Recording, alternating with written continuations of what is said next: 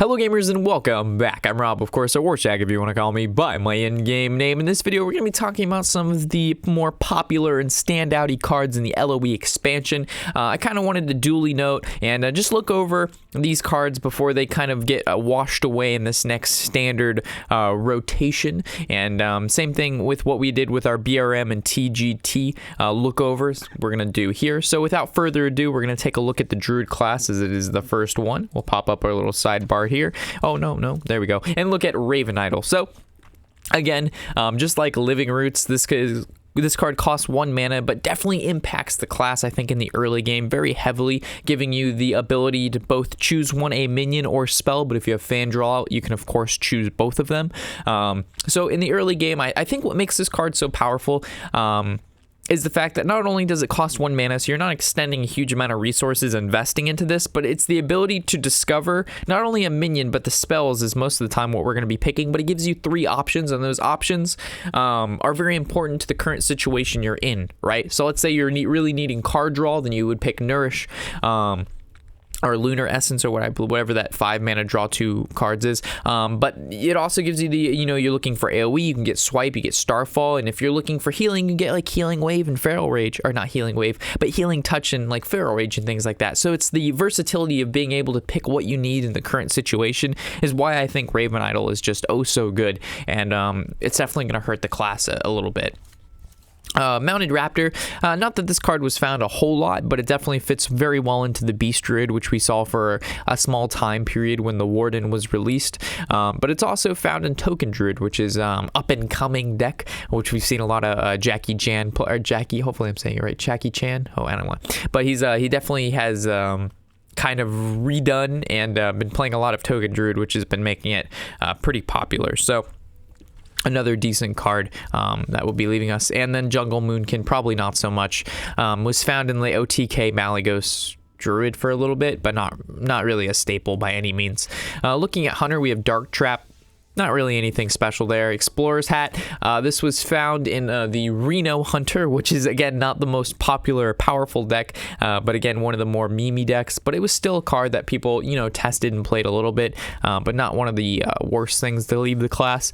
And then we have Desert Camel, which was actually a pretty interesting card. So it's a 3 mana 2/4, so the stats really aren't there, but it says Battlecry, put a 1-cost minion for each deck into the battlefield. So if we remember back when we were talking about our TGT cards in the neutral set, the Injured Cavalier, hopefully I'm saying that right, or Cavalier, I don't even know. If you ran this guy and then 2 of those in Web Spinners, or 2 of those in Fiery Bats, it had a high chance of pulling out that 2/4, which means for 3 mana you've technically generated a 4/6, which was really good. And at that time, could definitely sway the early game in your favor, but unfortunately it also pulled from your opponent's deck. But at that time there wasn't a whole lot of other decks that had great 1-drops, and if they did, you'd pull like a Sir Finley, which would be good because then they couldn't use its battle cry to change their hero power. So at one time this card was actually pretty good, but currently with all the aggro decks out, it would do more harm than good. Forgotten Torch is a big hitter that we're losing. So not only are we losing Arcane Blast in the TGT expansion, but we're losing Forgotten Torch, which is found in Freeze Mage. So not only are we losing Emperor Tharzan, but we're losing Forgotten Torch, which, as we know, puts it's a 3 mana, deal 3 damage, but it puts a Roaring Torch in our deck, which is technically another Fireball, which costs 1 less mana, which is pretty good. For Animated Armor, never really seen. And then the Conjurer, this is also a big deal. This is one of my personal favorite mage cards because I like the Discover mechanic a lot. The ability to pick what you want in certain situations, I think, is extremely valuable, and kind of a better player will pick a better card than somebody who can't think ahead a couple turns. So as someone like me that likes to play, the longer games, the more value-oriented games, I think cards like this allow kind of my knowledge and the matchups and whatnot kind of like spread over my opponent. I don't even know how to put it. But anyway, I like cards like this. It's very sad that he's leaving, and our Tempo Mage deck that runs 2 of these is definitely going to get hurt a lot, along with our Super Secret Mage that runs 2 of these is definitely going to get hurt a lot. So rip Conjure, you will be missed. Looking at the Paladin, Sacred Trial, not so much. And I'm going to be looking over just every card because with the adventure modes, there's less cards in an expansion. So when we went over TGT, we couldn't talk about every card, but with an adventure mode, we can kind of just highlight over the card real quick and just say if it's played or not. Keeper of Uldaman was a very strong card to come out of this particular adventure mode, and the ability to set a minion's attack to 3. So whether you're using it on one of your 1/1s to make it a 3/3, or you're setting it like on your opponent's Ragnaros or whatever big creature they have, to set that to a 3/3, to be able to kill it with your true silver weapon or just another creature in general is very powerful. So overall, Keeper of Uldaman, a very, very solid paladin card in my opinion, and it can be used offensively and or defensively. Anything can happen. Woo. So all the OTK Murloc decks are going to hit extremely hard, because now Murloc Paladin is not going to be a thing in Standard anymore, meaning that we're going to have to kind of go back to our mid-range Paladin roots and kind of find what the Paladin class has to offer that's going to make it super viable again, because at the moment, it doesn't really have Jade Golems. It doesn't have OTK potential because of anything's gone. It only has like the hand buffings and Tyrians and Rag the Light Lord. I don't even know if it has Rag Life. I don't even remember what set that came out of. But anyway, we'll have to look back. Scratch that last part. Anyway, anything can happen is leaving us. Rip. For priests, Curator was found in the Death Rattle Priest. At one time that was played quite a bit, but now not so much, but still a good card, and it's going to be sad to see it go. Excavated Evil. Ooh, this is a heavy hitter. As we know, Priest has always had quite a hard time at dealing with the board. At one time they had Light Bomb, which was really, really good.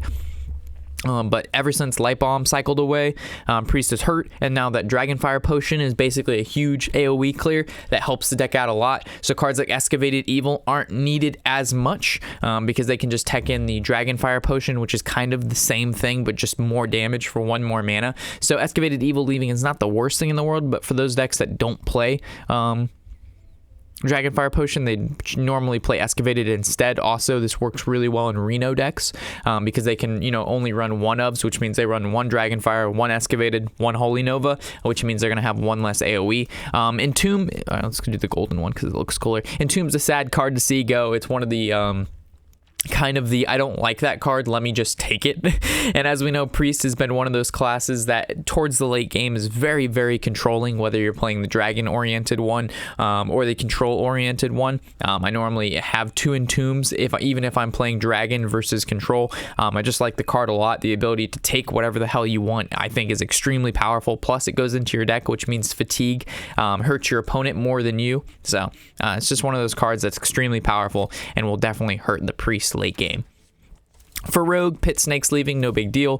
Raptor, though, however, this was a card tested a lot and put into a lot of Death Rattle decks. Never really showed a whole lot of light, and it never really got a whole lot of popularity with the competitive scene, but it's still a card that I enjoy playing in our Jade Golem Rogue deck to be able to copy some of the lower cost minions to get their Death Rattle effects. Plus for 3 mana, 3/4 that can copy a Death Rattle, pretty powerful in my opinion.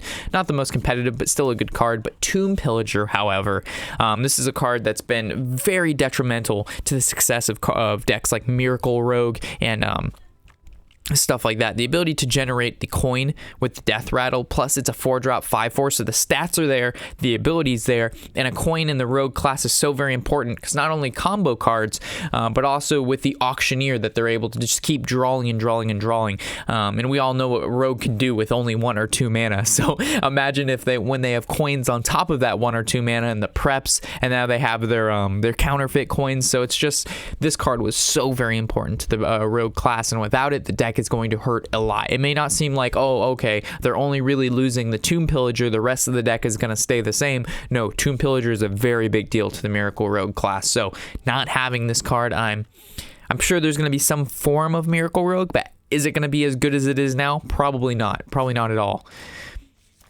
Tunnel Trog, like we mentioned before when we were doing our TGT cards and talked about the Totem Golem leaving us, the Tunnel Trog is leaving us. So the infamous opener of Tunnel Trog, Totem Golem, is now gone from standard mode, which means Shaman is not as powerful. They still have the Buccaneer and Pirate opener, but they don't really have that Tunnel Trog Totem Golem, which I think was you're allowed to have one of the two, right? You can have a Pirate opener, or you could have the Tunnel Trog Totem Golem. But combining the Pirates with the Tunnel Trog Totem Golem is a little bit too much cancer for me. So with that said, it's one of those cards I'm not really sad to see go. Rumbling Elemental, however, was another card that I think should have seen a lot more play, but it didn't. It says after you play a Battlecry minion, deal 2 damage to a random enemy. So it was basically your Flame Waker of the Shaman class in regards to battle cries. Not as good as the the Flame Waker, because it does 2 damage to a random enemy instead of just doing 1 pings. With the 1 pings, let's say if it's a 2/1, you can, the damage can go different directions. Also, with spells, are a lot easier to play than Battlecry minions. So there's a lot of key differences, but it's still not a bad card at all, and unfortunately just didn't get to see the play it probably should have. Anyfin is awesome. Never really saw a whole lot of play besides in some meme Murloc Shaman decks. Even in the Murloc Shaman decks that are out right now, still don't run this card. So not really a heavy loss there. For Warlock, we had the Reliquary Secret, which was actually found in a lot of token Warlock decks a while ago, and it was actually really powerful in those decks when we had like the Echoing Ooze, I think it was called. There's a lot of cards that duplicate, so you could fill up your board pretty easily, then play a 1-drop 5/5, and it worked really well with Gormok the Impaler and things like that. So not that it was the most competitive deck, but it was definitely a deck that people played a lot. People played a decent amount. Curse of Rafaam, a lot of people made fun of this card, but has actually seen light in some competitive play recently. I believe one person brought it to the HTC Winter Preliminaries, and they actually made it to top 8, and they're still going in strong. So it's a card that, if used correctly, because Reno and Ice Block is so popular and stuff like that, they can, give your opponent the Curse of Rafaam when your opponent has below 2 HP. On their turn, they take 2. Ice Block doesn't pop because the secret only triggers on your opponent's turn, so you actually can get some pretty cool combos, or at least some lethals with that card. Dark Peddler, however, much more popular than any of the cards we just discussed in the Warlock class.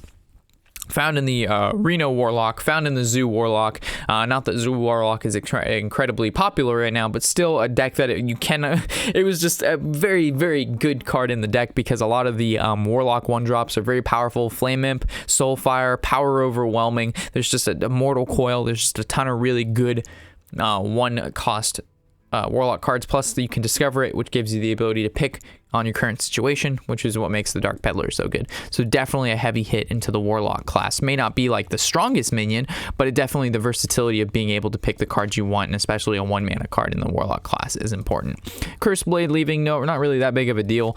Fierce Monkey, it's a pretty decently statted creature, fits in my opinion, very well in the Tempo Dragon Warrior, which we just made our deck guide on recently, and being able to play a taunt for a 3-mana 3/4 helps you against any of the aggro classes, whether you're playing against the rogue, the pirate warrior, or the shaman. They have a tough time getting rid of it. Plus it works well with the curator because it's a beast, and it's one of the only, if not the only warrior specific beast card that's semi-decent. So pretty good card. And the Obsidian Destroyer wasn't really seen a lot. I actually played this in my Control Warrior a couple months back when before Mean Streets was out, and it worked out quite well in my opinion. The ability to keep summoning taunts was valuable in whatever deck you play. So it's basically just a weird version of Hogger, but not the best card. So not too sad to see it go. Murloc Tinyfin, one of the most powerful cards to ever be released. Unfortunately, it's leaving us. The Sword of the True Might, our Blessed Blade of the Windseeker, which he's holding here. It slayed Ragnaros and Nefarian and a bunch of other of the major legendaries that we've seen in Hearthstone, and it's transformed its wielder into something like this. It's going to be really tough to play Hearthstone without this kind of card, but I think we're going to make it without him. Sir Finley Murgleton, this being one of the most popular Murlocs and fits into a lot of different decks, more so being the aggressive decks to alter their hero power to do something like draw more cards, summon more minions, or deal damage to the opponent.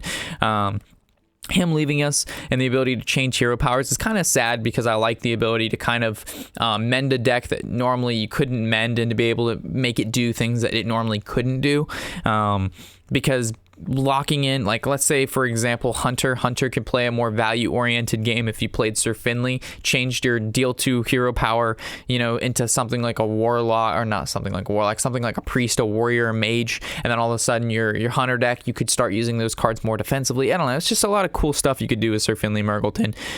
So him leaving us is kind of sad. The Huge Toad fit into a lot of early game decks, especially Hunter, and Death Rattle deal 1 damage to the random enemy, could kill a creature, could go face. It was good. Jeweled Scarab was also another decent card. The fact that it's Battlecry Discover a 3-cost card is pretty powerful, and this was one of the, kind of the first discover mechanics to really hit the ground running. So overall, very solid card. Bran, woo, this guy. The stories that have been told and the combos that have been pulled off because of this guy are astronomical. So some decks just don't run them because they don't need them, but the decks that run them, the combos that you can pull off, it's one of those cards, again, if he sits on the board for longer than 1 or 2 turns, it just spirals out of the control, whether your opponent just summoning too many creatures, generating too much value, or dealing too much damage. It's just one of those cards that it's as good as it is and as powerful it is, I really don't mind seeing it leave because it's just sometimes it's just a little too much. The Ancient Shade really never saw play. The Eerie Statue and the Silence Priest / Druid deck really never saw play. More of a meme based card. Elise, sorry to see you go. This was found in your Control Warrior and sometimes your Priest and Paladin classes, depending on how they built their deck, whether they went more Control or more late game. Definitely a cool card, and I think they need to print more cards like Elise Starseeker that can...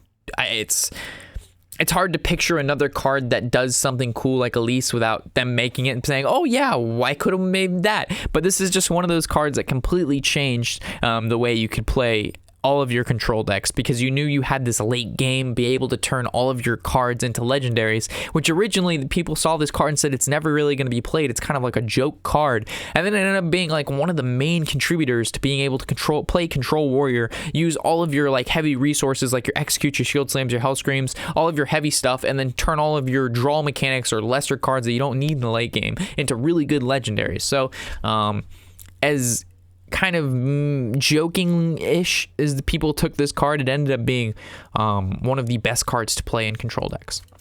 Gorillabot was seen sometimes in mech decks. Now that mech decks aren't really a thing, Gorillabot doesn't mean anything. Tomb Spider, decent card. It could generate a lot of value, but not really seen a whole lot. The Sentinel, same thing. Decent card, just not seen a whole lot. The Genie is a card that Disguised Toast made popular recently in his Genie Priest deck.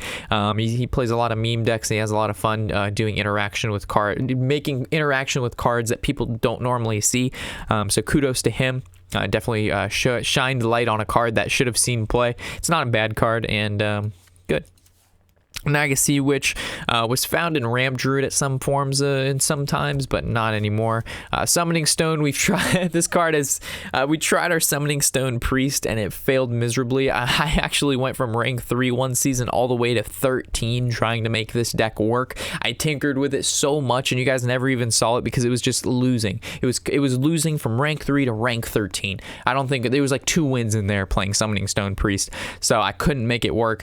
Cool card, cool concept, but just couldn't hit the ground running with it. Reno Jackson is probably the most popular card that people think of when LoE expansion is cycling out, and they're just League of Explorers. Oh, Reno Jackson. That's just one of the first cards. It was a funny story because when they initially released this expansion, people were talking about it and people were hyping the cards. A lot of people stumbled upon Reno Jackson. They go, okay, it's a 6-drop, 4/6. Stats aren't really good. Everybody's comparing everything to, Dr. Boom. And you go, if your deck has no duplicates, fully heal your hero. And they're like, well, you have to have a whole deck of 1-ofs to just get the effect of healing your character to full. Is that really worth it, of playing only 1-ofs to just get Reno Jackson value? And the answer was no. Me and Tony both discussed this card thoroughly, and we came to the conclusion that this card wasn't very good. Little did we know it was going to be one of the best decks and most played decks ever in Hearthstone. It could go with Reno Mage, you go with Warlock, or Reno Warlock, you go with, there's just Reno Priest. There's just so many decks this guy fits into that you can play 1-ofs and it works out pretty well. So a lot of people were wrong, and one of the highlights of this expansion was the Reno Jackson. So him leaving, people are going to be upset. Wobbling Runts, not really seen too much. The Fossilized Devil Sword, not so much. And the Arc Thief for Fom. The card's really good. The artifacts he gives you are extremely powerful, but you get cards like Kazakis that basically discover powerful artifacts too, but you don't have to pay 9 mana for it, and you can kind of pick the artifact and it has 2 abilities instead of 1, and you can pick the mana cost. So as good as Arc Thief is, and I'm not going to say he's the best card ever, but he's just a cool card, you know. He definitely can, you know, win games with Arc Thief. There's just better cards than him currently. So with that said, that goes over all of the cards in the LOE expansion, and hopefully we've discussed them enough that you guys kind of got the what am I saying? Kind of got the feel of what's going to be leaving us and where we're going to be left with when the new adventure mode hits, so we can build some more interesting decks, not using the same cards we've been using for quite some time now, which should keep the meta fresh and fun and interactive. So with that said, if I missed out on anything or you'd like to add into anything I said, please leave it in the comment section below. I always enjoy reading what you guys have to say, and I'll catch you in the next video. Of course, I'm Rob of Warshack, and happy whatever the hell day it is.